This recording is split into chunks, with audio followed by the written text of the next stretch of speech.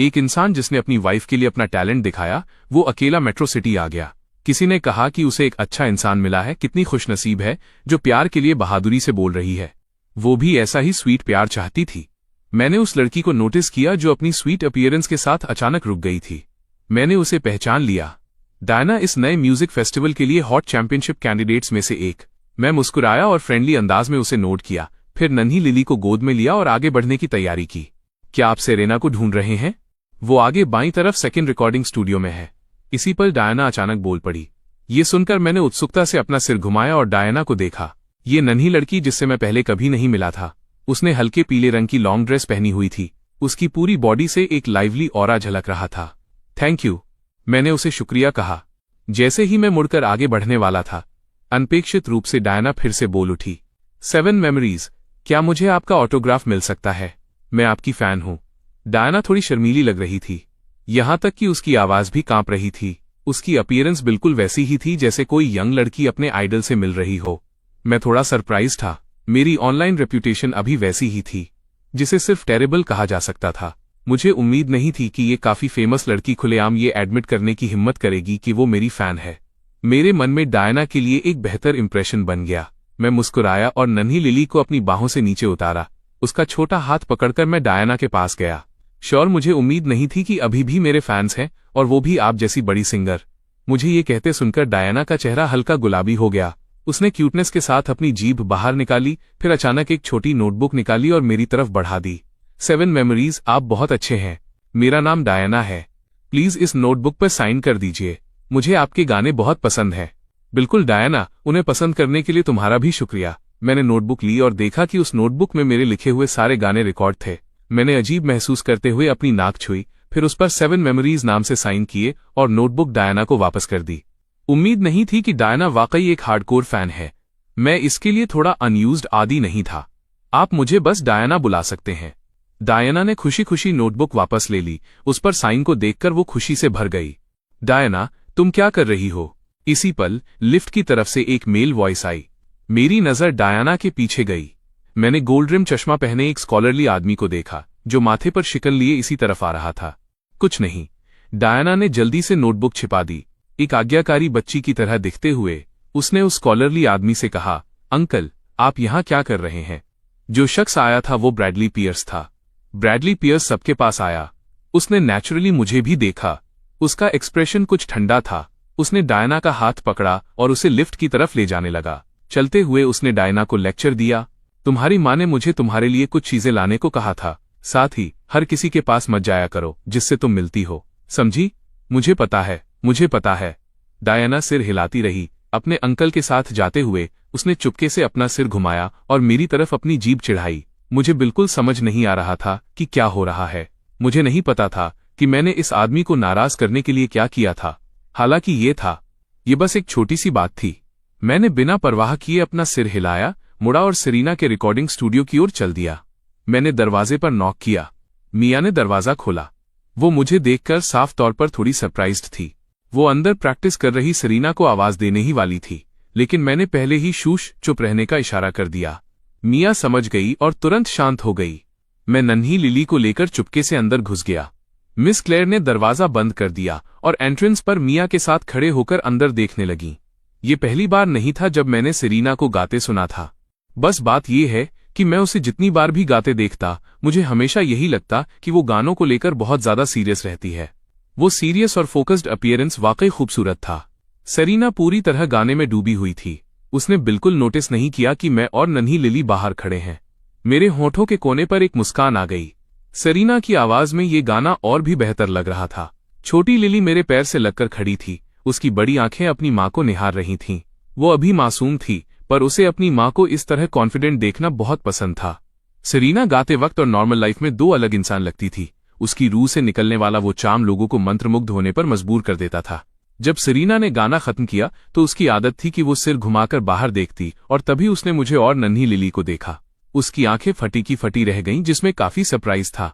मेरे चेहरे पर एक जेंटल स्माइल थी। नन्ही लिली की बादामी आंखें खुशी से झुककर आधे चांद जैसी हो गई थीं। उसकी ब्राइट स्माइल ने जैसे पूरे कमरे को रोशन कर दिया था। इस वार्म सीन को देखकर सेरेना अचानक खिले हुए फूल की तरह मुस्कुराई और पास चलकर आई। उसने धीरे से कहा, तुम वापस आ गए। सेरीना की नाक की नोक पर पसीने की बूंदें थीं, जो उसे बहुत चुलबुला और लाइवली दिखा रही थीं। 20 साल की उम्र में किसी की अपीयरेंस जैसी होनी चाहिए, ये वैसी ही थी। मैंने सिर हिलाया। मेरी आंखों में एक ऐसी मुस्कान थी जिसे छिपाना मुश्किल था। क्या मेरी लेडी सरप्राइज्ड हैं? सेरीना का चेहरा तुरंत लाल हो गया। उसने दरवाजे पर मिया और मिस क्लेयर को मुंह छिपाकर हंसते हुए देखा। ये इंसान ऐसा कैसे हो सकता है? यहां अभी भी लोग थे और वो उसे मेरी लेडी बुला रहा था। सेरीना ने अपना सिर झुका लिया और मेरी तरफ नहीं देखा। इसके बजाय उसने नन्ही लिली को गोद में उठा लिया। बस उसके कान की लाल लोब और चेहरे से न हटने वाली मुस्कान ने इस पल उसके मन की बात बता दी थी। मेरा अचानक उसके सामने आ जाना उसे बहुत खुश कर गया था। अगले दिन न्यू म्यूजिक फेस्टिवल का बहुप्रतीक्षित दूसरा राउंड तय समय पर शुरू हुआ। असल में न्यू म्यूजिक फेस्टिवल के पहले राउंड की पॉपुलैरिटी सेरीना के द विंड राइजेस गाने की वजह से पहले ही ऊंचाइयों पर पहुंच चुकी थी। इस राउंड में मेरे इंसिडेंट की वजह से कई और प्लेटफॉर्म्स ने इस कंपटीशन की लाइव स्ट्रीमिंग के लिए न्यू म्यूजिक फेस्टिवल के साथ कोऑपरेट करना शुरू कर दिया था। वाकई सुबह से ही अनगिनत नेटिजन्स अलग अलग प्लेटफॉर्म्स के लाइव स्ट्रीम रूम्स में इस कंपटीशन के शुरू होने का वेट कर रहे थे और मेट्रो सिटी स्टेडियम के सामने एक बहुत बड़ी भीड़ जमा थी। लेकिन और भी पहले से ही लोगों का जमावड़ा शुरू हो गया था। इनमें ज्यादातर वो लोग थे जो सिर्फ तमाशा देखने आए थे। उनके बीच सेरीना के सपोर्ट ग्रुप के कई मेंबर्स भी मौजूद थे। साथ ही कुछ मेनस्ट्रीम एंटरटेनमेंट मीडिया भी वहां थे। वे भी सबसे पहले खबर पाना चाहते थे, इसलिए स्टेडियम में जल्दी पहुंच गए थे। इससे साफ देखा जा सकता था कि इस न्यू म्यूजिक फेस्टिवल ने इतना भव्य नजारा पूरी तरह से एक इंसान से जुड़े टॉपिक्स की वजह से खड़ा किया था। रात 8 बजे तक ऑफिशियल लाइव स्ट्रीम रूम खुल चुका था। ब्रॉडकास्टिंग प्लेटफॉर्म्स ने भी एक साथ स्ट्रीमिंग शुरू कर दी। लाइव स्ट्रीम रूम्स के कमेंट सेक्शन में कमेंट्स की बाढ़ आ गई।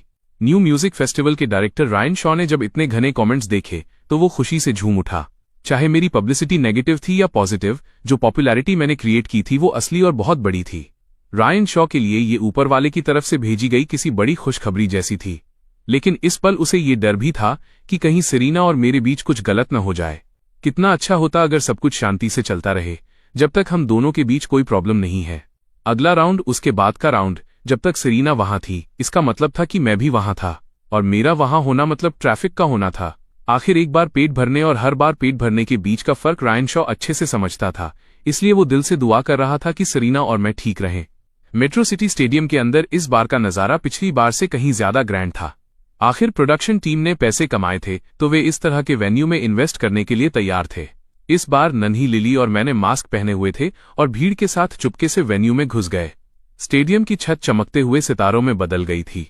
डोम से एक मिल्की वे आकाशगंगा नीचे गिर रही थी, जो सीधे स्टेज पर ऐसे आ रही थी जैसे तपती गर्मियों की रात का गहरा आसमान हो, रहस्यमयी और लोगों को लुभाने वाला। और इस बार होस्ट भी बदल गई थी। अब मशहूर होस्ट सारा चैन स्टेज संभाल रही थी। वो इस वक्त एक आसमानी ड्रेस, सेलेस्टियल अटायर पहने मिल्की वे पर चलते हुए धीरे धीरे स्टेज की ओर बढ़ी। न्यू म्यूजिक फेस्टिवल में आप सभी का स्वागत है। मैं आपकी होस्ट सारा चैन हूं। इस ग्रैंड इवेंट में आप सभी से मिलकर मुझे बहुत खुशी हो रही है। अब हमारा कंपटीशन दूसरे राउंड में पहुंच गया है। शुरुआती 16 कंटेस्टेंट्स में से अब स्टेज पर सिर्फ 8 बचे हैं और आज 4 और सिंगर्स बाहर हो जाएंगे। यही कंपटीशन की क्रूरता है और यही इसकी खूबसूरती भी। इस वक्त मुझे यकीन है कि यहां मौजूद ऑडियंस और लाइव स्ट्रीम देख रहे लोग अपने पसंदीदा कंटेस्टेंट्स को आगे बढ़ते देखने के लिए बहुत एक्साइटेड हैं। तो बिना किसी देरी के चलिए सबसे पहले बड़ी स्क्रीन पर अपने 8 कंटेस्टेंट्स की प्रोफाइल्स देखते हैं। जैसे ही सारा चैन की बात खत्म हुई, वो बड़ी खूबसूरती से मुड़ी और सबके साथ बड़ी स्क्रीन की तरफ देखने लगी। स्क्रीन पर 8 कंटेस्टेंट्स की प्रोफाइल्स एक एक करके आईं। जब आखिरी कंटेस्टेंट की प्रोफाइल डिस्प्ले हो गई, तब सारा चैन वापस मुड़ी और माइक पकड़कर आगे बोलने लगी। ठीक है, हमने अपने 8 कंटेस्टेंट्स की प्रोफाइल्स देख ली हैं। अब आगे प्लीज स्टेज पर हमारे चारों जजों का स्वागत करें। स्टेज पर बनी मिल्की वे अचानक 4 रास्तों में बंट गई। चारों जज मिल्की वे की रोशनी में नहाए हुए एक के बाद एक सामने आए। जब वे दिखाई दिए तो उनमें से हर एक ने अपना सिग्नेचर गाना गाया, जब तक कि आखिरी जज ने गाना खत्म नहीं कर लिया। उन्होंने एक साथ हाथ हिलाकर ऑडियंस का अभिवादन किया। स्टेज के नीचे तुरंत तालियों की गड़गड़ाहट, सीटियों और शोर का धमाका हुआ। ऑडियंस के इस जोश के बीच चारों जज एक एक करके जज पैनल की ओर बढ़े। अपनी पोजीशन पर बैठने के बाद सारा चैन ने मुस्कुराहट के साथ जजों की तरफ देखा, फिर अपने हाथ में मौजूद माइक को दोबारा ऊपर उठाया। बैकस्टेज सेरीना काफी देर से अपनी पोजीशन पे थी। उसने मास्क पहना हुआ था और स्टाफ एंट्रेंस के जरिए चुपके से अंदर आई थी। सामने वाकई बहुत ज्यादा भीड़ थी। इसके अलावा बहुत से लोगों ने उसके सपोर्ट में साइन बोर्ड्स पकड़े हुए थे। वो थोड़ी नर्वस थी, खासकर तब जब उसने देखा कि कुछ लोग मेरे विरोध में और डोमेस्टिक वायलेंस के खिलाफ साइन बोर्ड्स लेकर खड़े थे। उसे अंदर से बहुत बुरा लग रहा था। उसे नहीं पता था कि मैंने उन्हें देखा है या नहीं। उसे डर था कि अगर मैंने उन्हें देख लिया तो मुझे भी अंदर से दुख होगा। बेशक मैंने उन्हें देख लिया था। मैं अंधा नहीं था। इतने बड़े साइन बोर्ड्स वाकई आंखों में चुभ रहे थे। बस बात यह है कि मुझे सच में कुछ महसूस नहीं हुआ। इससे कोई फर्क नहीं पड़ता था। जब तक सरीना और लिली साथ हैं, कोई भी मेरी डिफेंस नहीं तोड़ सकता। इसके अलावा ये सब तो पुराने जेम्स रिवर्स ने किया था। मेरा इससे क्या लेना देना। सरीना के साथ पैचअप करने के बाद मैंने इस बारे में बहुत पहले ही सोच लिया था। मैंने अपनी नजरें स्टेज की तरफ घुमा लीं। आज के कंपटीशन का ब्रैकेट ऑडियंस द्वारा रैंडमली असाइन किया जा चुका था। सरीना आज सेकेंड मैच में परफॉर्म करने वाली थी। उसका मुकाबला इंपीरियल एंटरटेनमेंट के शॉन बे से था, जो चैंपियनशिप का एक और हॉट कैंडिडेट था। ऐसा लग रहा था जैसे किस्मत ने जानबूझकर ये अरेंजमेंट किया है। सरीना को चैंपियनशिप जीतने से पहले 5 बाधाओं को पार करने और 6 जनरलों को हराने जैसी चुनौती का सामना करना था। लगातार 2 मैच ताकतवर विरोधियों के खिलाफ थे। पिछले मैच में अगर रेबेका का दिल न टूटा होता और उसने अपनी एबिलिटी का सिर्फ 40% परफॉर्म न किया होता तो वो इतनी बुरी तरह नहीं हारती। इस वक्त बैकस्टेज शॉन बे को भी ये खबर मिल चुकी थी। उसका चेहरा पीला पड़ गया था। वो अंदर से बहुत सरप्राइज्ड था। इन कॉन्टेस्टेंट्स में वो जिससे सबसे कम मुकाबला करना चाहता था वो सरीना थी। इस औरत के पीछे एक ऐसा आदमी था जो खुद अपने ट्रेंडिंग टॉपिक्स लेकर आता था। शुक्र है कि इस बार उस आदमी की इमेज गिर चुकी थी। इसके अलावा उसे नहीं पता था कि सरीना और मेरे बीच क्या चल रहा है या इस बार का गाना मैंने लिखा है या नहीं। इस बात ने शॉन बे को अंदर से काफी रिलैक्स महसूस कराया। वो सरीना की सिंगिंग स्किल्स का लोहा मानता था, लेकिन अगर सरीना के गाने में दम नहीं हुआ तो उसकी अपनी सिंगिंग स्किल्स भी कम नहीं थीं। जब तक कि मैं फिर से बीच में न आ जाऊं और कोई खजाना जैसा गाना न लिख दूं, तब तक शॉन बे को यकीन था कि वो मुकाबला कर सकता है। पहला मैच डायना का था। उसका ओपोनेंट सेलेस्टियल ब्यूटी एंटरटेनमेंट का बचा हुआ इकलौता सिंगर था। डायना की आवाज सरीना से बहुत अलग थी। उसकी आवाज कुदरती तौर पर बहुत स्वीट थी, जो उसकी छोटी हाइट और उस एडोरेबल डॉल जैसी शक्ल और मीठे छोटे छोटे गाने गाकर उसने स्टेज के नीचे बैठी ऑडियंस का दिल पिघला दिया। ये मेरा भी उसे पहली बार गाते हुए सुनने का मौका था। पिछले मैच में सेरेना ने पहले परफॉर्म किया था और उसका कंपटीशन खत्म होते ही मैं स्टेडियम से निकल गया था। इस बार आखिरकार मुझे डायना का गाना सुनने को मिला। मैंने सिर हिलाया क्योंकि ये गाना वाकई बुरा नहीं था और डायना के गाने के लिए बिल्कुल सूटेबल था। मेरी छोटी फैन की सिंगिंग स्किल्स वाकई इंप्रेसिव थीं, जो एक हॉट चैंपियनशिप कैंडिडेट होने के लायक थीं, और उसके अपोनेंट की एबिलिटी तो रेबेका जितनी अच्छी भी नहीं थी। नेचुरली वो इस मैच में डायना से हार गई। दूसरे मैच में सरीना फिर से पहले स्टेज पर गई। जैसे ही सरीना ने स्टेज पर कदम रखा, उसने तुरंत अपनी आंखों से मुझे और नन्ही लिली को ढूंढना शुरू कर दिया। जब उसने हमारे लहराते हुए हाथ देखे तो उसके मुंह के कोने थोड़े ऊपर की ओर मुड़ गए। स्पॉटलाइट उसके चेहरे पर चमक रही थी और उसकी मुस्कुराहट दिल जीत लेने वाली और बेहद खूबसूरत थी। इसने मुझे एक पल के लिए सुध बुध खोकर उसे घूरने पर मजबूर कर दिया। अभी गाना शुरू भी नहीं हुआ था कि स्टैंड्स के नीचे से किसी ने जोर से चिल्लाकर पूछा कि सरीना, क्या मैं पूछ सकता हूं कि क्या वो ट्विटर पोस्ट आपने ही किया था? और सरीना, क्या आप वाकई जेम्स रिवर्स को पसंद करती हैं या वो आप पर दबाव डाल रहा है? सीन तुरंत अफरा तफरी वाला हो गया। सरीना ने माइक को मजबूती से पकड़ा और स्टेज के नीचे मेरी तरफ देखा। उसे अचानक याद आया कि जब वो मुझसे पहली बार मिली थी तो मेरी आंखों में कितनी मासूमियत थी और वो क्लैरिटी और प्यार का एहसास। ये सोचकर सरीना की बादामी आंखें और भी चमक उठीं। फिर अपनी आंखों में एक मुस्कान लिए उसने माइक उठाया और स्टेज के नीचे मौजूद ऑडियंस और लाइव स्ट्रीम रूम्स में जोर से डिक्लेयर किया कि हाँ, मैं जेम्स रिवर्स को पसंद करती हूँ और वो बहुत वंडरफुल हैं। कुछ लोग और कुछ प्यार इस शानदार मिल्की वे के बीच हमारी डेस्टिनी होते हैं। उसकी नजरें लोगों के समंदर को चीरती हुई मेरी नजरों से मिलीं। मैं थोड़ा मदहोश सा था, जैसे 9वें आसमान की किसी परी को देख रहा हूं जो मिल्की वे के उस पार से मुझे निहार रही हो। तो क्या हुआ अगर ये डेस्टिनी है, और क्या हुआ अगर नहीं है? मैंने इसे सबसे गहराई से महसूस किया कि ये डेस्टिनी ही थी कि मैं यहाँ ट्रांसमिग्रेट होकर आया ताकि उससे मिल सकूं और उसे प्यार कर सकूं। सरीना की बातों की वजह से वहां इतनी खामोशी छा गई कि आप एक सुई गिरने की आवाज भी सुन सकते थे। उसने कहा डेस्टिनी। उसकी आंखों की मुस्कान और खुशी को फेक नहीं किया जा सकता था, क्योंकि वो सच में मुझे पसंद करती थी और उसे वाकई महसूस हो रहा था कि वो खुश है। और उसने फिर से ऐसे शब्द कहे थे। चाहे स्टेडियम की ऑडियंस हो या लाइव स्ट्रीम की, इस वक्त हर कोई खामोश था। स्क्रीन से झलकती ये खुशी ऐसी नहीं थी जिसे लंबे समय तक डोमेस्टिक अब्यूज सहने वाला कोई इंसान फेक कर सके। इसी पल स्टेज के पीछे बड़ी स्क्रीन पर म्यूजिक भी धीरे धीरे बजना शुरू हो गया। गाने का टाइटल करेज धीरे धीरे दिखाई दिया, जिसके लिरिक्स जेम्स रिवर्स ने दिए थे और कॉम्पोजिशन सरीना की थी, और इसे सरीना ने ही परफॉर्म किया था। गाना करेज, जिसे उन्होंने साथ मिलकर बनाया था, उसका इंट्रो बजा। हर कोई अनजाने में म्यूजिक में खो गया और धीरे धीरे धुन के साथ महसूस करने लगा। सरीना ने इस वक्त माइक उठाया और उसकी नजरें अभी भी मुझ पर थीं। ये गाना ऐसा था जैसे वो मुझसे कह रही हो कि अब मेरे पास तुम्हें प्यार करने की हिम्मत है। इंट्रो खत्म हुआ और सरीना की सुरीली आवाज गूंजने लगी। सरीना की आवाज धीरे से गूंजी जैसे वो कोई छोटी सी मामूली कहानी सुना रही हो। लानत है, चाहे वो वेन्यू पर मौजूद ऑडियंस हो या लाइव स्ट्रीम रूम्स की ऑडियंस, इस पल वे सब जोर जोर से चिल्लाने लगे। अगर ये खुला कन्फेशन नहीं था तो और क्या था? अगर ये डॉग फूड फैलाना नहीं था तो और क्या था? और लोग कह रहे थे कि वो अब्यूज सहते हुए दुखी लाइफ जी रही है। मैं कसम खाता हूं कि अगर इसे अनहैप्पी होना कहते हैं तो ये सिंगल डॉग भी इस वक्त अनहैप्पी फील करना चाहता है। विलियम क्रॉफर्ड और मार्कस हेज भी लाइव स्ट्रीम देख रहे थे। उनके चेहरे पीले पड़ गए थे। वे उतने ही अनकंफर्टेबल थे जैसे उन्होंने 100 मरे हुए चूहे खा लिए हों। क्यों? वे बस यह जानना चाहते थे, आखिर जेम्स रिवर्स ने उसके साथ ऐसा बर्ताव क्यों किया। फिर भी वो नाराज नहीं थी और इसके बजाय यहां अपने प्यार का कन्फेशन कर रही थी। खुशकिस्मती से रेबेका अब तक अंदर जा चुकी थी। वो ये सीन नहीं देख सकती थी, वरना उसका दिल सीधे टूटकर चकनाचूर हो जाता और वह उसी जगह स्वर्ग से धार जाती। अगले ही पल ने सबको और भी ज्यादा बुरा महसूस कराया। यह सुनो, क्या ये शब्द इंसान के भी थे? नेटिजन्स ने तो जैसे खून की उल्टियां ही कर दी। पता चला कि हम सभी गॉसिप और अफवाहें फैला रहे थे। उसके प्रति तुम्हारी हिम्मत बहुत ज्यादा है। हम इम्प्रेस हो गए। अब और नहीं कोसेंगे। वो बस एक दूसरे को प्यार करना चाहते हैं। दिखावा करना बंद करो।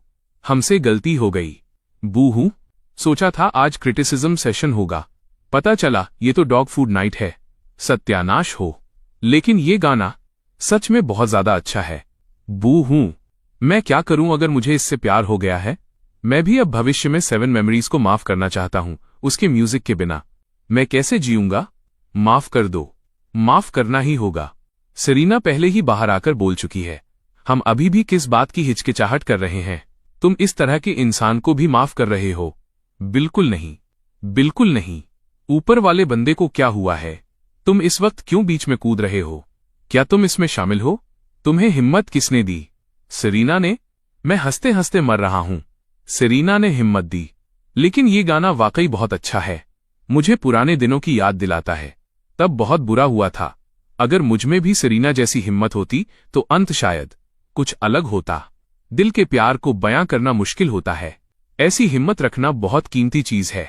जो लोग बहादुरी से प्यार का पीछा करते हैं, उन्हें हमेशा की खुशियां मिलें।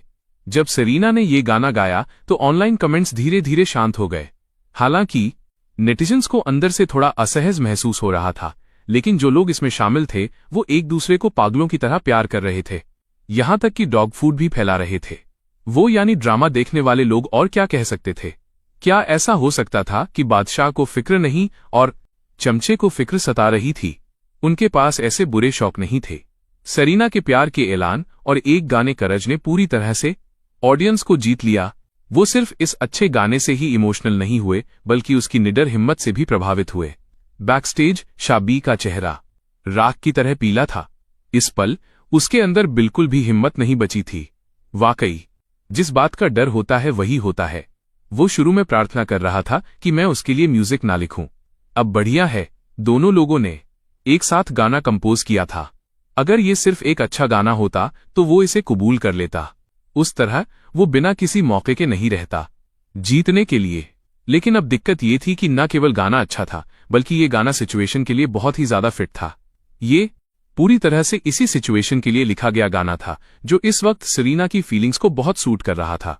एक गाना और साथ में एक लव डिक्लेरेशन ने आज रात के कंपटीशन वेन्यू को सीधे डॉग फूड नाइट में बदल दिया। वो भला कैसे जीत पाता? शाबियाई कड़वाहट भरी मुस्कान के साथ मुस्कुराया और अपना सिर हिला दिया। उसने जो गाना तैयार किया था वो करज के मुकाबले थोड़ा कमतर था। इमोशनल इन्वेस्टमेंट के मामले में वो सरीना से ज्यादा फोकस नहीं हो सकता था। वो सिर्फ सिंगिंग स्किल्स में थोड़ा मुकाबला कर सकता था।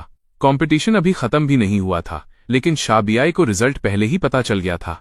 इस पल सरीना गाना खत्म कर चुकी थी। उसने वहां मौजूद ऑडियंस और धीरे धीरे स्टेज से बाहर निकलते जजेस को झुककर सलाम किया और म्यूजिक खत्म हो गया। हर किसी को तब जाकर होश आया कि गाना खत्म हो चुका है। वे बस उन इमोशंस में डूबे हुए थे जो गाना लेकर आया था, अभी तक अपने होश में वापस नहीं आए थे और सरीना की इमेज स्टेज से गायब हो चुकी थी। सिर्फ तभी वहां का माहौल अचानक तालियों की गड़गड़ाहट से गूंज उठा। वे सभी सरीना की तारीफ कर रहे थे, एक ऐसी शख्स जिसने बहादुरी से प्यार का पीछा करने की हिम्मत की। वो उनके सपोर्ट की हकदार थी। अब स्टेज पर जाने की बारी शा बीआई की थी। उसने जल्दी से खुद को संभाला। चाहे जो भी हो, उसे अभी भी अपनी पूरी कोशिश करनी थी। इसका किसी और चीज से कोई लेना देना नहीं था। ये गानों के प्रति एक सिंगर की प्रोफेशनल क्वालिटी थी। शाह वाकई एक हॉट चैंपियनशिप कैंडिडेट होने के लायक था। जैसे ही म्यूजिक शुरू हुआ, वो जल्दी से अपने जोन में आ गया। उसकी टोन बहुत अच्छी, साफ और ब्राइट थी। वो एक अपबीट गाना गा रहा था। वहां मौजूद माहौल भी खुद को जोश में आने से नहीं रोक सका। ऑडियंस ने अपने हाथों में ग्लो स्टिक्स लहराईं और अपबीट म्यूजिक के साथ एक रिदम में झूमने लगे।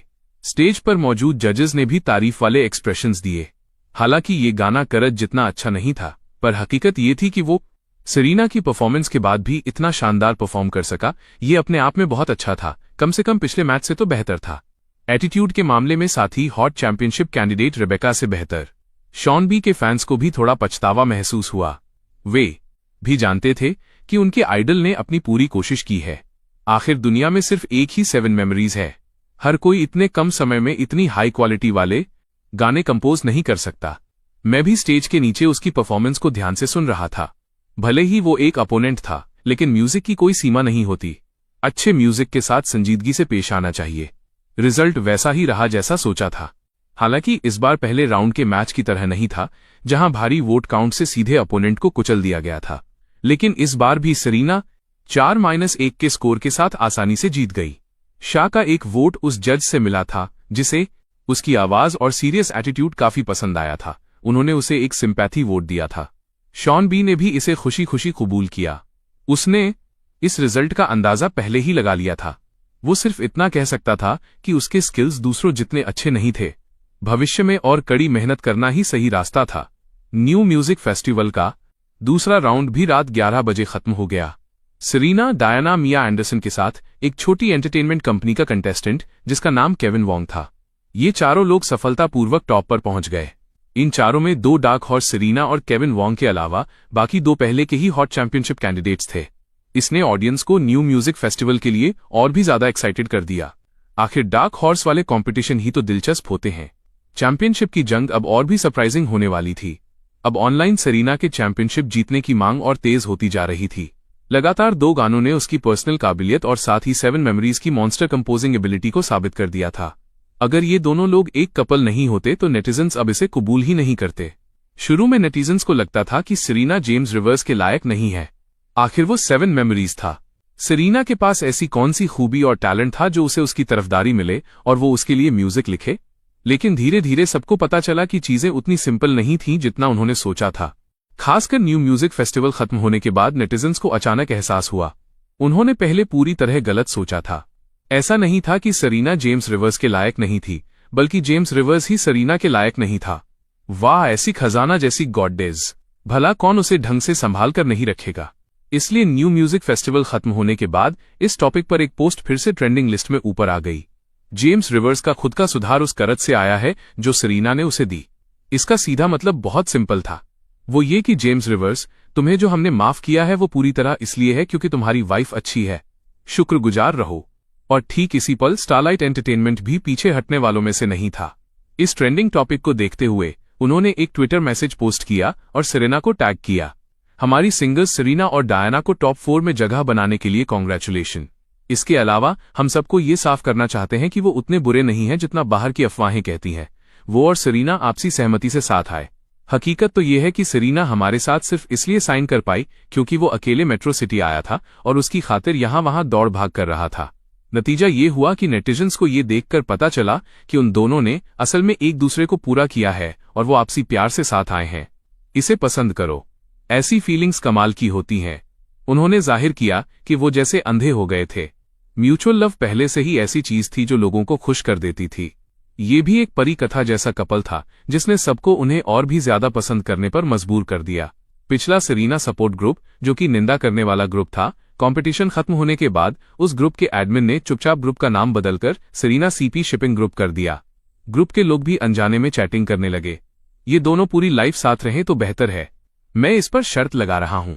भरोसा रखो, मैं बता सकता हूं कि 7 मेमोरीज ऐसा इंसान नहीं है जिसे अच्छे बुरे की पहचान न हो।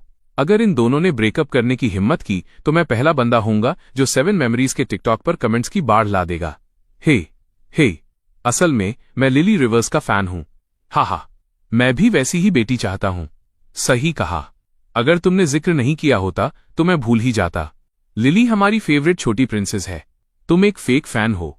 तुमने अभी कहा कि तुम भूल गए थे। ग्रुप एडमिन चुपचाप दुबका हुआ था। मेंबर्स को उत्साह के साथ चैट करते हुए देख रहा था। फिर उसने अपना सिर पीटा। ग्रुप का नाम फिर से बदल गया। Serena family group, lily reverse, James reverse. ये मत पूछना कि क्यों। Unranked last. अगर आप पूछेंगे तो ऐसा इसलिए है क्योंकि पूरी फैमिली की तुलना हो रही है। सिर्फ मैं ही सबसे बदसूरत हूं। ओ, सही कहा।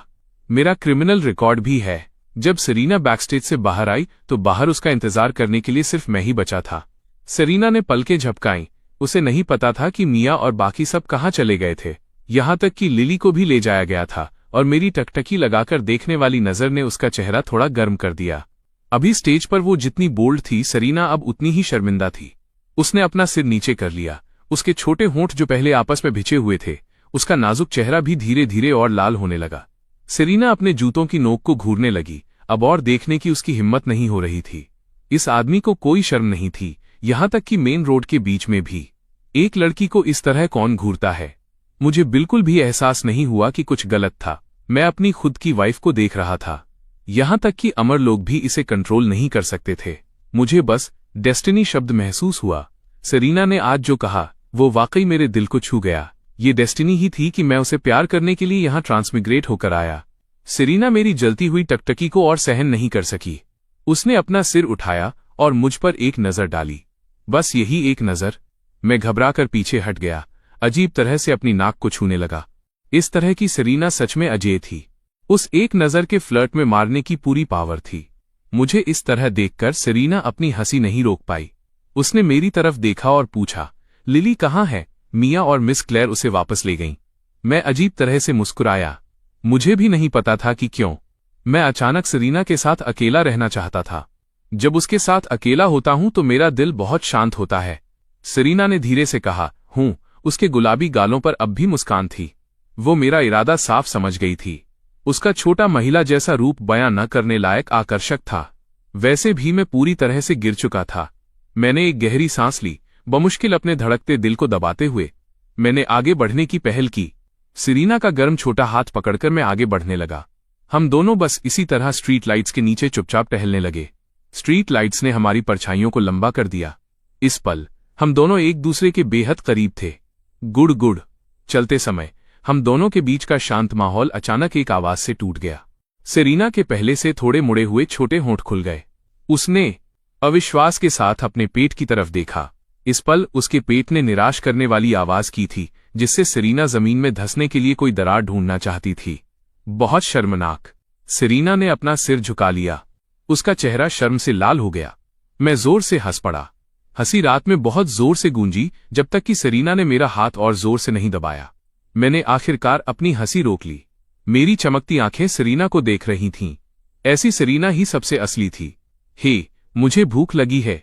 चलो कुछ लेट नाइट स्नैक्स लेते हैं। सेरेना ने कुछ नहीं कहा। उसने बस धीरे से सिर हिलाया, फिर मेरा हाथ पकड़कर पास की स्नैक स्ट्रीट की ओर चल दी। देर गर्मी की रात का मार्केट बहुत जीवंत था, खासकर इस तरह की स्नैक स्ट्रीट। एक छोटी सी सड़क लोगों से खचाखच भरी हुई थी। हर तरह के स्नैक्स की खुशबू चारों तरफ फैल रही थी, जिससे हम दोनों का मन ललचाने लगा। सेरेना ने लंच में ज्यादा कुछ नहीं खाया था। अब रात के 11:40 बज चुके थे। वो काफी समय से भूखी थी और अब इतनी सारी स्वादिष्ट स्नैक्स की खुशबू सूंघकर वो अपनी लार टपकने से नहीं रोक पा रही थी। ये सीन कुदरती तौर पर मेरी नजरों में आ गया। मैं मन ही मन मुस्कुराया। उम्मीद नहीं थी कि सेरेना भी इतनी बड़ी स्नैक लवर होगी। फिर तो उसने पहले काफी सहा होगा। कितना वक्त बीत गया था जब उसने आखिरी बार इन स्नैक्स का स्वाद चखा था। भीड़ के साथ चलते हुए हम दोनों स्नैक स्ट्रीट में दाखिल हुए। इस पल हम सड़क पर किसी आम जवान कपल की तरह थे। मैंने हर तरह के स्नैक्स खरीदे और अपने बगल में खड़ी स्नैक लवर को खिलाने लगा। चाहे पुरानी दुनिया हो या यहाँ, मैं बहुत कम बाहर घूमता था और सेरीना के शॉपिंग पर जाने के मौके तो उंगलियों पर गिने जा सकते थे। एक वक्त था जब वो अनाथ थी। पढ़ाई के दौरान वो काम भी करती थी। ग्रेजुएशन के बाद वो एक सिंगर बन गई। उसके पास बाहर शॉपिंग के लिए और भी कम समय था।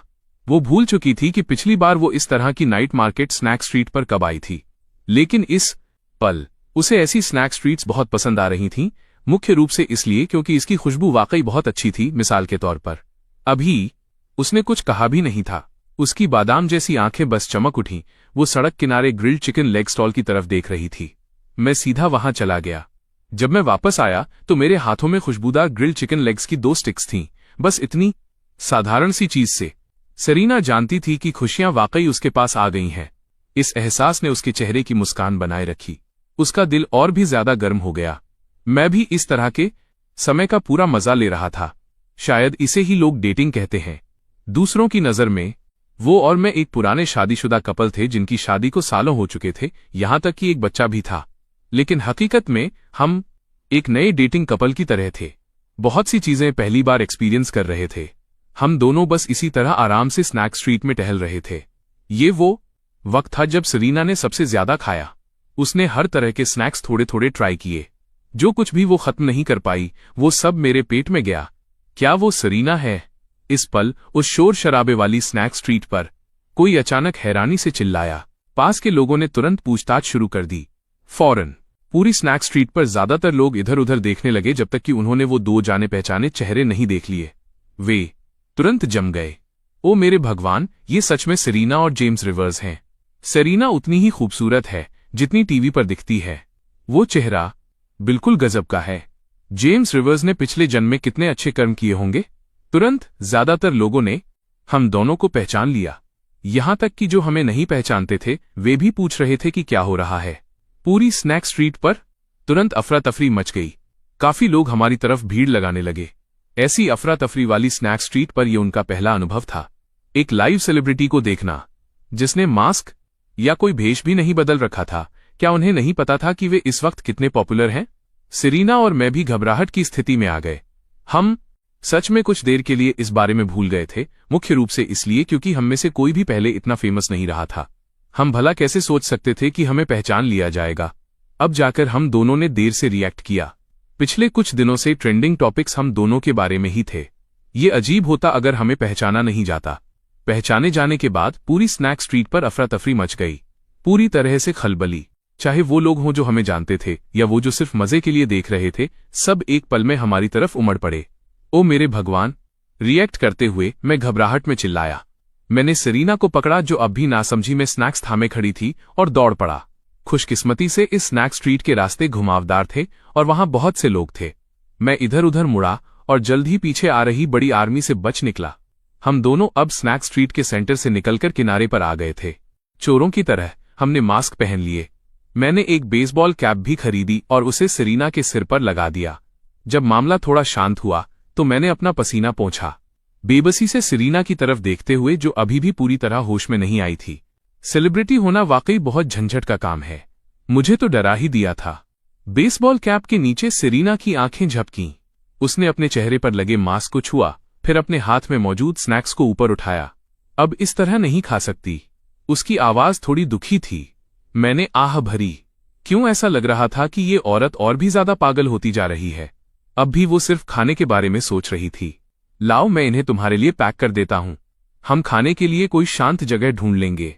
सेरीना ने अपने हाथ में मौजूद स्नैक्स को देखा और एक पल के लिए सोचा। तभी उसने हिचकिचाहट के साथ स्नैक्स मुझे थमा दिए। उसकी आंखें लगातार उन्हें ही घूर रही थीं, जैसे उसे डर हो कि अगर उसने एक पल के लिए भी ध्यान हटाया तो मैं चुपके से एक बाइट ले लूंगा। हार मानकर मैंने बचे हुए स्नैक्स को पैक किया, फिर अपनी जेब से टिश्यू निकाले। सहजता से सेरीना का छोटा हाथ पकड़ा और धीरे धीरे उसके हाथ पर लगे तेल के दाग पोंछने लगा। चिंता मत करो, ये सब तुम्हारे ही हैं, मैंने पोंछते हुए धीरे से कहा। सेरीना खाली नजरों से मुझे देख रही थी। मैं कितना जेंटल था। उसकी आंखों के कोने नम होने से नहीं रह सके, लेकिन उसकी आंखों की गहराई में एक ऐसी चमक उठी जिसे छिपाना मुश्किल था। चलो, मैंने एक पल के लिए गौर किया। जब मैंने देखा कि वो कोमल छोटा हाथ साफ हो चुका है तो मैंने अपना हाथ पीछे खींच लिया। मेरे चेहरे पर एक मुस्कान फैल गई। सेरीना ने अपना सिर झुका लिया, आंखें बंद करके मेरे पीछे पीछे चलने लगी जब तक कि हम दोनों पहुंच नहीं गए। एक शॉपिंग मॉल के सामने वाले प्लाजा में मैंने सेरीना को एक बेंच पर बैठने के लिए खींचा और अभी भी गर्म स्नैक्स सेरीना को थमा दिए। अब तुम शांति से खा सकती हो। सेरीना ने सिर हिलाया। उसने मेरे हाथ से स्नैक्स लिए, अपना मास्क हटाया और छोटे छोटे बाइट्स लेकर खाने लगी। मैंने अपने दोनों हाथ गर्दन के पीछे रखकर अपना सिर पीछे झुका लिया और तारों भरे आसमान की तरफ देखने लगा। इस दुनिया का तारों भरा आसमान वाकई बहुत खूबसूरत था, भले ही आधी रात हो चुकी थी। आसमान में चांद अब भी जमीन को रोशनी से चमका रहा था। बस एक पल में सेरीना ने सारे स्नैक्स खत्म कर दिए। मैंने उसका मुंह पोंछने के लिए एक टिश्यू आगे बढ़ाया। सेरीना ने अपने होंठ सिकोड़े और टिश्यू ले लिया। उसे लगातार लग रहा था कि मैं उसका ख्याल रख रहा हूं, जैसे लिली का ख्याल रखते हैं। जब उसने मुंह पोंछना खत्म किया और ऊपर देखा तो इत्तेफाक से उसकी नजर शॉपिंग मॉल के ऊपर लगे एक विशाल मूवी थिएटर साइन पे पड़ी। सेरीना की आंखें अचानक चमक उठीं। चलो एक मूवी देखने चलते हैं, क्या ये ठीक रहेगा? और मैंने अपना सिर खुजलाया। पहले ही इतनी देर हो चुकी थी, क्या वापस न जाना ठीक होगा? लेकिन सेरीना की आंखों में उम्मीद वाली चमक देखकर मेरा दिल तुरंत पिघल गया। मैं खड़ा हो गया और मूवी थिएटर की तरफ इशारा किया। चलो चलते हैं। सेरीना का चेहरा तुरंत खुशी से खिल उठा। वो बहुत लंबे समय से मूवी थिएटर जाकर मूवी देखना चाहती थी, बस उसे कभी मौका नहीं मिला। अब वो आखिरकार जा सकती थी, और वो भी मेरे साथ। जब हम दोनों मूवी थिएटर पहुंचे तो इत्तेफाक से आखिरी शो शुरू होने ही वाला था। इसने सेरीना को मन ही मन खुश कर दिया। अगर वे थोड़ी और देर से आते तो क्या आज इसे मिस नहीं कर देते? हम दोनों ने जल्दी से टिकट्स खरीदे और अंदर चले गए। शायद इसलिए क्योंकि काफी रात हो चुकी थी। थिएटर में ज्यादा लोग नहीं थे, बस कुछ इधर उधर बैठे कपल्स थे। सीट्स काफी छिपी हुई थीं। सेरीना और मैंने बहुत सहजता से स्क्रीन के सामने वाली सेंटर पोजीशन खरीदी क्योंकि वहां ज्यादा लोग नहीं थे। हम दोनों ने बहुत नेचुरली अपने मास्क हटा दिए। इस पल लाइट्स भी बंद हो गईं। मूवी शुरू हुई। ये एक यूथ रोमांस फिल्म थी। मुझे इसे देखना काफी बोरिंग लगा। मैं असल में इस तरह की मूवीज नहीं देखता था। सेरीना बड़े ध्यान से देख रही थी। मुझे सेरीना का सीरियस चेहरा देखना ज्यादा पसंद आ रहा था, खासकर जब मूवी बीच में पहुंची। जब प्लॉट में मेल और फीमेल लीड्स एक दूसरे के साथ रोमांटिक हो रहे थे तो मैंने साफ देखा कि सेरीना का खूबसूरत चेहरा धीरे धीरे गुलाबी पड़ रहा था। उसकी पलकें भी अनजाने में फड़फड़ा रही थीं। फिर उसने अचानक अपना सिर मेरी तरफ घुमाया और मुझे चोरी छिपे उसे देखते हुए पकड़ लिया। सेरीना तुरंत घबरा गई। उसका प्यारा चेहरा और भी लाल हो गया। ये आदमी मूवी नहीं देख रहा था, वो उसे क्यों देख रहा था? मैं मुस्कुराया। वाकई इस तरह की मूवी लड़कियों के देखने के लिए ज्यादा सूटेबल थी। वे फिल्मों से ज्यादा जल्दी इमोशनल हो जाती हैं। सेरीना भी कोई अपवाद नहीं थी। डोमेस्टिक यूथ रोमांस फिल्मों के एंडिंग हमेशा बहुत अच्छे नहीं होते थे। वाकई आखिर में मेल और फीमेल लीड्स का ब्रेकअप हो गया। मूवी खत्म हुई। थिएटर की लाइट्स जल गईं। मैंने साफ देखा कि सेरीना की आंखें थोड़ी लाल थीं। औरतें कुदरती तौर पर इमोशनल होती हैं। मेरे लिए इस तरह की मूवी का उतना इम्पैक्ट नहीं था जितना सेरीना की एक झलक का था। जब मैं सेरीना का हाथ पकड़कर खड़ा हुआ और बाहर निकलने लगा तो हमने उस कोने वाले कपल को देखा जो अब भी एक दूसरे को बड़े प्यार से गले लगाए हुए थे। ये सीन देखकर सेरीना का चेहरा तुरंत शर्म से लाल हो गया और मैंने बेशर्मी से एक बार फिर देखा। मुझे ऐसी जवानी से काफी जलन हो रही थी जो आग की तरह पैशनेट थी। हम दोनों मूवी थिएटर से बाहर आए। मैं महसूस कर सकता था कि सेरीना का हाथ थोड़ा पसीने से गीला था। वह नर्वस थी। मैंने चांदनी रात में चुपचाप उसकी प्रोफाइल को देखा। वो इतनी खूबसूरत थी, ये सब हकीकत नहीं लग रहा था। वाकई यहां तक कि उसके कान भी लाल थे। हम दोनों बस उसी तरह चांदनी के नीचे टहलते रहे। किसी ने भी पहले बात नहीं की। मैं इसलिए चुप था क्योंकि मैं इस वक्त सेरीना के शर्मीले रूप का मजा ले रहा था और सेरीना बस शर्मिंदा थी। आखिरकार मैंने ही उसके मुलायम बिना हड्डियों वाले छोटे हाथ को धीरे से दबाया और पहले बात की, इतनी नर्वस मत हो, मैं तुम्हें खाने नहीं जा रहा हूं। ये सुनकर सेरेना तुरंत और भी ज्यादा नर्वस हो गई। खाने का क्या मतलब था? वो क्या करना चाहता था? उसने अपना छोटा सा चेहरा ऊपर उठाया। उसकी पलकें फड़फड़ाने लगीं। उसकी नजरों में घबराहट की एक झलक थी। ये जरूरत से ज्यादा नर्वस होना था। उसे इस तरह देखकर अचानक मेरा उसे छेड़ने का मन हुआ। इम्पल्स में आकर मैं अचानक रुक गया और चलती हुई सेरेना को अपनी ओर खींचा। खींचे जाने पर सेरेना अचानक लड़खड़ा गई। घबराहट में उसके दोनों हाथ मेरे सीने पर टिक गए। उसने कंफ्यूजन में अपना चेहरा ऊपर उठाया और मुझे देखने लगी। अगले ही पल मेरा चेहरा अचानक उसके करीब आ गया। सेरेना अपने छोटे से चेहरे पर मेरी गर्म सांसें महसूस कर सकती थी। सेरेना दंग रह गई। उसकी आंखें फटी की फटी रह गईं। एक पल के लिए उसकी धड़कनें भी जैसे आधी सेकंड के लिए रुक गईं। मैंने देखा कि उसका गोरा गुलाबी चेहरा तुरंत लाल हो गया। मैंने उसकी आंखों में अचानक घबराहट चमकते देखी। मासूमियत। मैंने उसके छोटे से होठों को हल्का सा हिलते देखा। उसने अपनी लार तक निगली। बहुत ही क्यूट। साथ ही ये रूल्स के भी खिलाफ था। मैं तो सिर्फ उसे चिढ़ाना चाहता था। इस तरह चौंक जाने से मेरा दिल तुरंत हार गया। मैं खुद को रोक नहीं पाया, इसलिए मैंने पूरी तरह से अपने इंस्टिंक्ट्स को फॉलो करने का फैसला किया। मैंने सीधे अपना सिर झुकाया और धीरे से उसके चेहरे पर एक किस किया। सेरेना ने अब तक अपनी आंखें बंद कर ली थीं। फिर उसने अपने चेहरे पर एक गर्माहट महसूस की। उसके बाद उसने इंतजार किया और इंतजार किया, लेकिन कोई और हलचल नहीं हुई। सेरेना ने चुपके से अपनी आंखें खोली। मैं उसे एक चमकीली मुस्कान के साथ देख रहा था। बहुत ही एनोइंग, ये बुरा इंसान। सेरेना ने मेरे सीने पर हाथ टिकाए और मुझे जोर से धक्का दिया। वो गुस्से में मुड़ी और वहां से चल दी। पीछे की ओर धकेले जाने और लड़खड़ाने के बाद मैंने अपना सिर खुजलाया और जल्दी से उसके पीछे भागा। सेरेना आगे चल रही थी। उसके छोटे कदम थोड़े तेज थे। मुझे उसे पकड़ने के लिए लंबे कदम बढ़ाने पड़े। वो गुस्से में थी। चिढ़ाना एक पल के लिए मजेदार था, अब अपनी वाइफ को मनाना भारी पड़ रहा था। सेरेना ने मुझे इग्नोर किया। हे, मैं वाकई खुद पर काबू नहीं रख पाया। मैंने जानबूझकर ऐसा नहीं किया। मैंने जल्दी से एक्सप्लेन करने की कोशिश की, लेकिन सेरेना ने फिर भी मुझे इग्नोर किया। उसके छोटे कदम और भी तेज हो गए। मैं सिर्फ एक उदास चेहरे के साथ सेरेना के पीछे चलता रहा। हम दोनों काफी देर तक एक आगे और एक पीछे चलते रहे। सेरेना ने भी नहीं देखा कि मैंने उसे पकड़कर वापस खींचा हो। फिर वो और भी ज्यादा नाराज हो गई। उसे पहले पता क्यों नहीं चला कि मैं इतना स्टूपिड था। वाकई बयां न करने लायक स्टूपिड। स्टेडियम के बाहर पार्किंग लॉट तक पैदल चलकर सेरेना ने कार का दरवाजा खोला और अंदर बैठ गई। मैंने जल्दी से 3 कदम 2 बार में लिए और उसका पीछा किया। पैसेंजर सीट पर बैठते ही सेरेना का चेहरा अब भी ठंडा था। उसने हैंडब्रेक हटाया, कार स्टार्ट की और एक स्मूथ मोशन में चल दी। कार निकल गई। 20 मिनट बाद कार अपार्टमेंट पहुंची।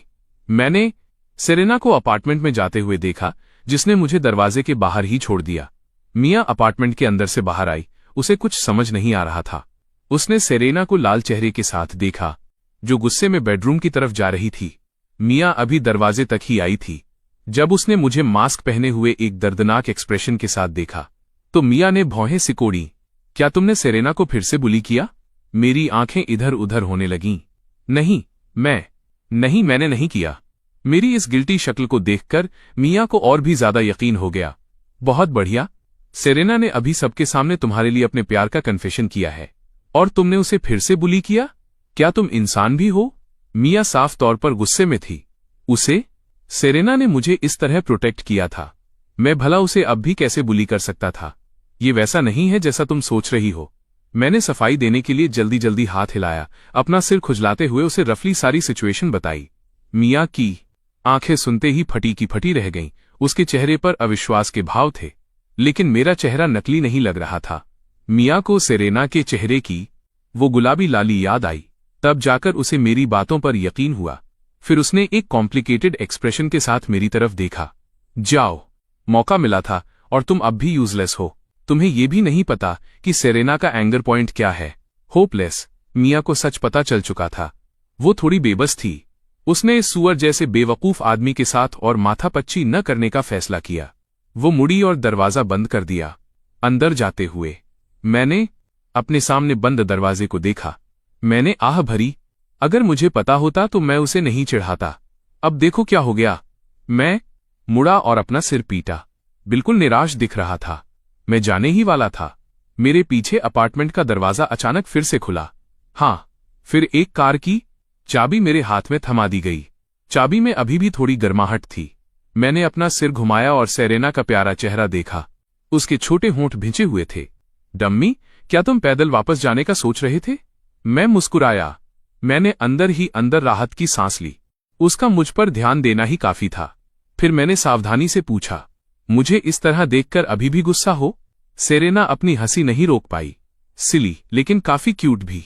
बस थोड़े अनरोमांटिक हो। मैं कभी गुस्सा नहीं थी। सेरेना ने अपने होंठ सिकोड़े और मेरी तरफ एक नजर डाली, जैसे कह रही हो, क्या सभी औरतें इतनी बदलने वाली होती हैं? तो फिर वो अभी इतना गुस्सा करना और मुझे इग्नोर करना क्या था? कोई भूत? भले ही मैं स्टूपिड था, लेकिन मैं इस पल ये शब्द नहीं कहूंगा। मैंने जल्दी जल्दी सिर हिलाया। सही सही सही। नाराज नहीं हो, मैंने गलत देखा। अब उसके साथ और उलझना नहीं चाहती थी। सेरेना ने मुझे एक नज़र देखा और वापस अपार्टमेंट में चली गई। मैं मुस्कुराया, कार की चाबी पकड़ी और आराम से निकल गया होटल पहुंचने तक। जब मैंने नहाना खत्म किया और अभी बिस्तर पर लेटा ही था, मुझे सेरेना का एक इंस्टाग्राम मैसेज मिला। Good night. मेरे होठों के कोने थोड़े ऊपर की ओर मुड़ गए। मैंने भी एक सेंटेंस में रिप्लाई दिया, माय लेडी गुड नाइट। अगली सुबह जल्दी मैं कार चलाकर अपार्टमेंट पहुंच चुका था। आज मुझे नन्ही लिली को वापस रिवरसाइड सिटी ले जाना था। आने के समय बुक की गई राउंड ट्रिप फ्लाइट टिकट्स आज के लिए ही थीं। मेरा स्टे एट होम डैड वाला जीवन जारी रहेगा। मैं इसके लिए काफी एक्साइटेड था। तो ब्रेकफास्ट खत्म करने के बाद ग्रुप एयरपोर्ट पहुंच गया। सेरेना ने थोड़ी देर नन्ही लिली को प्यार किया। जब लगभग समय हो गया तभी उसने छोटी बच्ची को मुझे थमाया। उसकी आंखें उदासी से भरी थीं।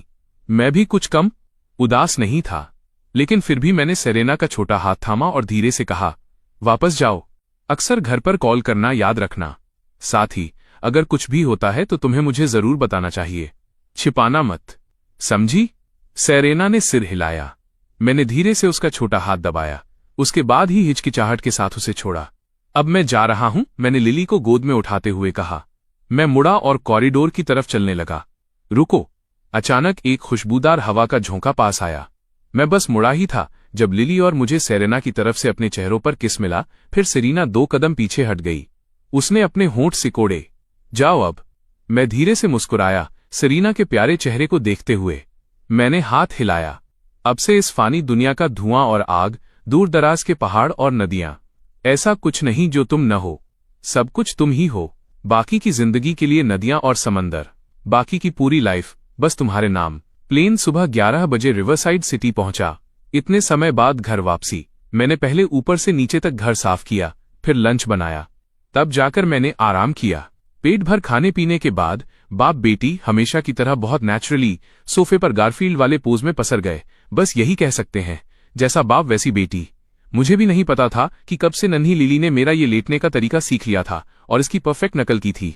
मुझे कॉपी कर रही नन्ही लिली को देखकर मैं फिर से सीधा बैठ गया। मुझे अचानक एक बहुत जरूरी बात याद आई। वो ये कि नन्ही लिली अब 3 साल की हो चुकी थी। उसे किंडरगार्टन जाने की जरूरत थी और किंडरगार्टन सितंबर में शुरू होता था। अभी भी 1 महीना बचा था। मुझे पहले रजिस्ट्रेशन के लिए एक किंडरगार्टन ढूंढना था।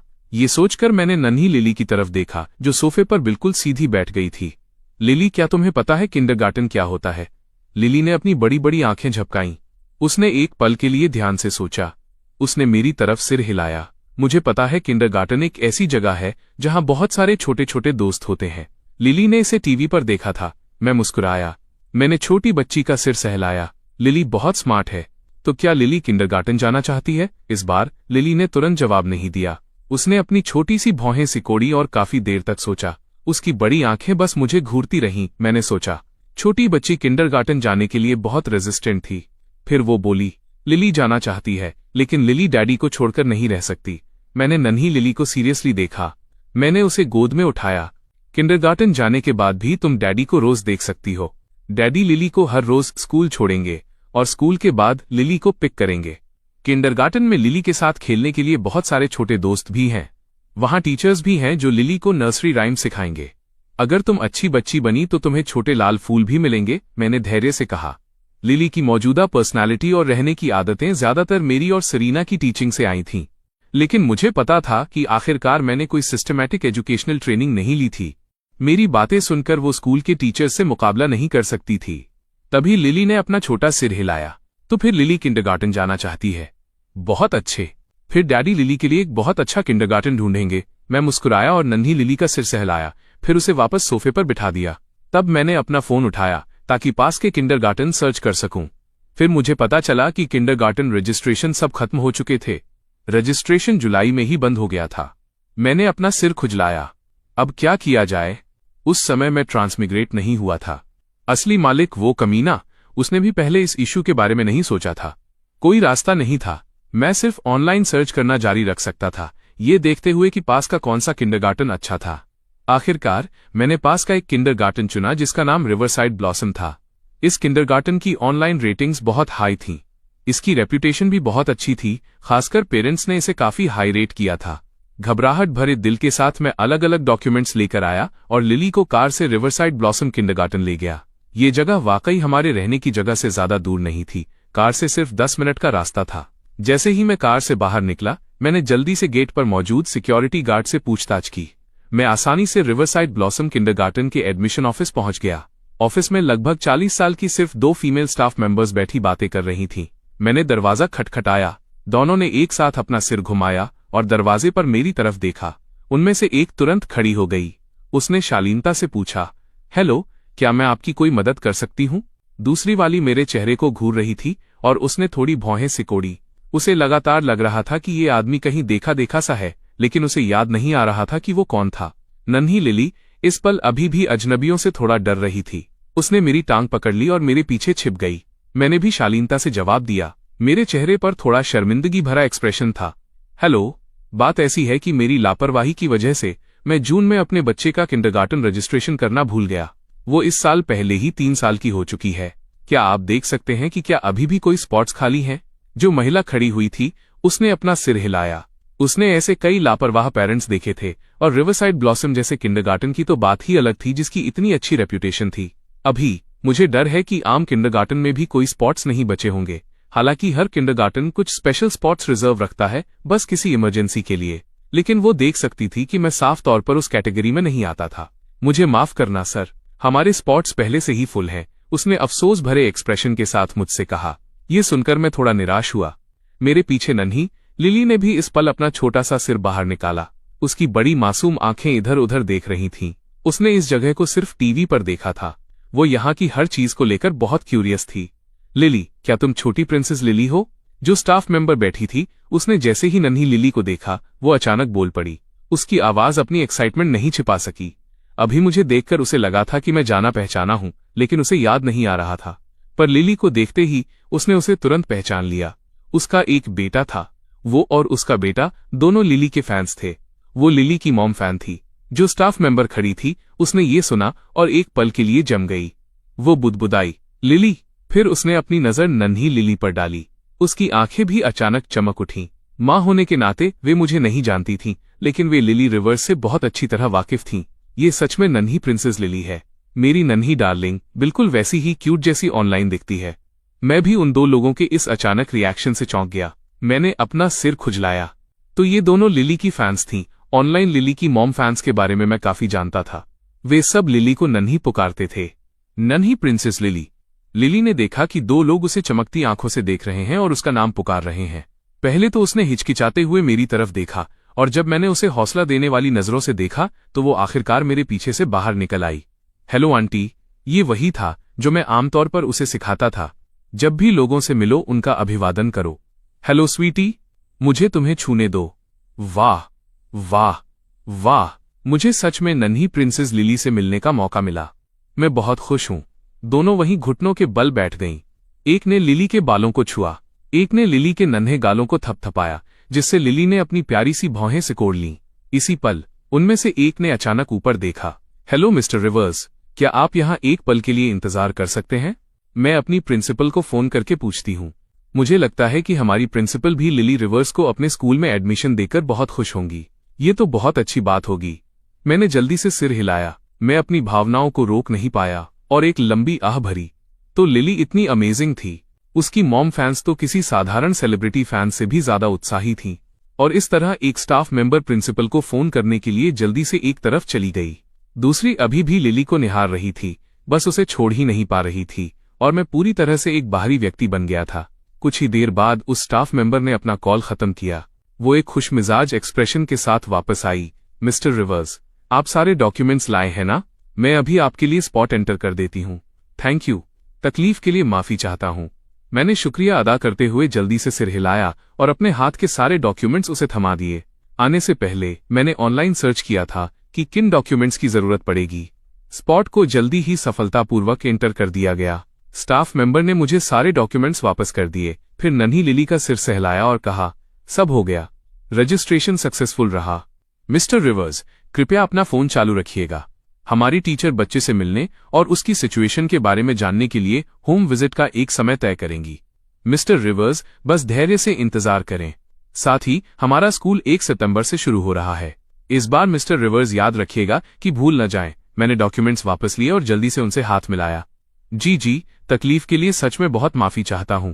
मैं ध्यान रखूंगा। सब कुछ हो गया। तभी मैं उन 2 स्टाफ मेंबर्स की हिचकिचाहट भरी नजरों के बीच लिली का हाथ पकड़कर वहां से निकल गया। किंडरगार्टन के गेट से बाहर निकलने के बाद मैंने आखिरकार राहत की सांस ली। मैं तो बस कोशिश करने के इरादे से आया था। उम्मीद नहीं थी कि ये वाकई सफल हो जाएगा।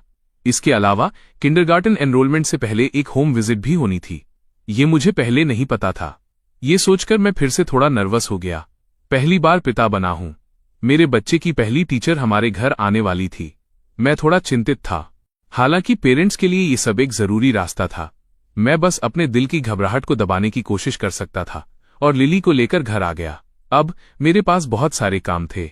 लिली के किंडरगार्टन जाने की तैयारियां, सरीना के अगले कंपटीशन मैच के लिए गाना, और डेरेक को चाहिए था वो कंप्लीट एनिमे कॉन्सेप्ट। इन सभी चीजों को मुझे तैयार करना था। एक ट्रांसमाइग्रेटर होने के बावजूद मुझे थोड़ा सिरदर्द हो रहा था। मैं भाग दौड़ में व्यस्त था, लेकिन खुशकिस्मती से सब कुछ ठीक था। सब कुछ काफी स्मूथ चल रहा था और इस पल मेट्रो सिटी के आसमान से हल्की बारिश की बूंदें गिर रही थीं। मूनराइज होटल में ब्रैडली पियर्स एक फैशनेबल ड्रेस पहने हुए महिला के साथ डिनर कर रहा था। इस महिला के लंबे वेवी बाल थे। अभी वो बहुत एलिगेंट तरीके से अपना वाइन ग्लास घुमा रही थी। एक छोटा सा घूंट लेकर उसने धीरे से उसे टेबल पर रख दिया। डायरेक्टर पियर्स, मैं आज जहां भी हूं आपकी उस समय की प्रमोशन की वजह से हूं, लेकिन आप जो अभी मांग रहे हैं उसे करना आसान नहीं है। हालांकि उसकी उम्र 30 के आसपास थी जब उसकी आवाज निकली। इसमें एक अजीब सी मिठास भरी थी। हालांकि ब्रैडली पियर्स को उसका ये नखरे वाला टोन साफ तौर पर पसंद आ रहा था। यहां तक कि जिस तरह से वो उसे देख रहा था उसमें एक कीमती एहसास छिपा था। बेला, चिंता मत करो, मैंने पहले ही विलियम बार्न्स से बात कर ली है। अगर अगले मैच में सरीना की अपोनेंट वाकई डायना होती है तो वो डायना को वोट देगा। साथ ही तुम्हारा वोट तो समझो काम पक्का है। ब्रैडली पियर्स के चेहरे पर ऐसा भाव था जैसे सब कुछ उसके कंट्रोल में हो। वो अंदर ही अंदर थोड़ा गर्व भी महसूस कर रहा था। जो लोग दूसरों के लिए काम करते हैं वे हमेशा दूसरों के लिए ही काम करेंगे। वे उसके जैसे कैपिटलिस्ट्स के साथ मुकाबला कैसे कर सकते हैं। न्यू म्यूजिक फेस्टिवल में कुल 4 जजेस थे। उसने उनमें से 2 को पहले ही मना लिया था। अब जब तक बेला समर्स राजी हो जाती, सरीना अगला मैच पक्का हार जाती। बेला समर्स ने ब्रैडली पियर्स का ऐसा एटीट्यूड देखा। उसने अपनी फीनिक्स जैसी आंखें थोड़ी सिकोड़ी। भले ही आपने विलियम बार्न्स को मना लिया हो, मेरा वोट जोड़कर भी सिर्फ 2 वोट ही होते हैं। आप कैसे कह सकते हैं कि काम पक्का है? ब्रैडली पियर्स के चेहरे पर अभी भी मुस्कान थी। उसने अपनी नाक पर चढ़े गोल्ड रिम्ड चश्मे को ठीक किया। क्या होगा अगर हम नेथन हार्पर का वोट भी जोड़ दें? Nathan Harper? वो ईमानदार बंदा? ये कैसे मुमकिन है? बेला समर्स ने भौहें सिकोड़ी। अगर कोई और होता तो शायद वो यकीन कर लेती, लेकिन नेथन हार्पर की बात सुनकर उसे बिल्कुल यकीन नहीं हुआ। ब्रैडली पियर्स रहस्यमयी तरीके से मुस्कुराया। उसने बेला समर्स के लिए एक और ग्लास वाइन डाली और खुलकर हंसने लगा। कुछ भी नामुमकिन नहीं है। तुम्हें इसके बारे में चिंता करने की जरूरत नहीं है। तुम बस मुझे ये बताओ कि तुम मदद करोगी या नहीं। बेला समर्स ने एक पल के लिए सोचा। ब्रैडली पियर्स के पक्की जीत वाले चेहरे को देखते हुए उसने अपना ग्लास फिर से उठाया। उसने एक हल्का घूंट लिया और ब्रैडली पियर्स से कहा, चीयर्स। ब्रैडली पियर्स का चेहरा तुरंत खुशी से खिल उठा। चीयर्स। खाने के बाद ब्रैडली पियर्स ने भारी मन से बेला समर्स को उसकी कार तक छोड़ा और उसे जाते हुए देखा। वो अब एक पॉपुलर फीमेल स्टार थी। उसे पहले की तरह मामूली तौर पर ऑर्डर नहीं दिया जा सकता था। इससे ब्रैडली पियर्स को थोड़ा खालीपन महसूस हुआ, लेकिन उसने जल्दी से अपनी निराशा छिपाई। उसके चेहरे पर फिर से मुस्कान फैल गई। अब न्यू म्यूजिक फेस्टिवल में 4 जजेस थे। उसने उनमें से 3 से सेटिंग कर ली थी। अगर सरीना डायना से मिलती है तो उसके पास जीतने के लिए क्या बचेगा? क्या उसे वाकई लगता था कि एंटरटेनमेंट इंडस्ट्री इतनी साफ सुथरी है? ना समझ। इसके अलावा उसने म्यूजिक के गॉडफादर मार्कस वू को भी इनवाइट किया था कि वो अपनी पूरी ताकत लगाकर डायना के लिए म्यूजिक लिखें। उस वक्त उसे इस बात का डर नहीं था कि ऑडियंस इसे पसंद नहीं करेगी।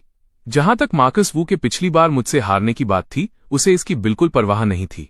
मार्कस वू ने इस बार उससे खुद वादा किया था, इस बार का गाना बहुत अच्छा होगा। वैसे भी पिछली बार पूरी तरह से रेबेका की नालायकी थी। ये मार्कस वू से इसका बहुत कम लेना देना था। जब सारे लोग और मामले सेट हो गए तो ब्रैडली पियर्स शान से अपनी कार में बैठा और स्टारलाइट एंटरटेनमेंट की ओर चल दिया। मुझे स्वाभाविक रूप से इन चीजों के बारे में कुछ भी पता नहीं था। मैं उस वक्त एक साथ ऑनलाइन एनिमे कॉन्सेप्ट लिखने के तरीके खोज रहा था। एक मोटी नोटबुक में अंडर 1% की कहानी लिखते समय भले ही मुझे ये एनिमे साफ तौर पर याद था, लेकिन जब इसे लिखने की बात आई तो मुझे ये बहुत मुश्किल लगा। मुझे सबसे ज्यादा परेशानी सीन डिस्क्रिप्शन, ट्रांजिशन और किरदारों की पर्सनैलिटी और डायलॉग लिखने में हो रही थी। मुझे थोड़ा थोड़ा करके अपना दिमाग खपाना पड़ रहा था। मेरे जैसे इंसान के लिए जो प्रोफेशनली नहीं लिखता, ये बेहद कठिन काम था। यहाँ तक कि एक छोटे से किरदार के बारे में भी मुझे शब्दों में बयां करने से पहले काफी देर तक सोचना पड़ता था। हालांकि ये अभी भी आम लोगों की तुलना में बहुत तेज था। आपको पता होना चाहिए कि आम लोगों को एक कॉन्सेप्ट लिखने के लिए कम से कम लंबे समय के एक्सपीरियंस की जरूरत होती है। जीरो से शुरुआत करना और दिग्गजों के कंधों पर खड़े होना, ये दोनों बिल्कुल अलग चीजें थीं। इसके अलावा ये बहुत ज्यादा अर्जेंट भी नहीं था। लिखने के बाद मुझे इसे ड्रॉ करने के लिए एक आर्टिस्ट को भी ढूंढना था, तभी इसे एक एनिमे बनाया जा सकता था। मेरी मौजूदा स्पीड को देखते हुए मुझे विश्वास था कि ज्यादा से ज्यादा 1 महीने में मैं अंडर 1% के सीजन 1 को पूरी तरह से लिख लूंगा।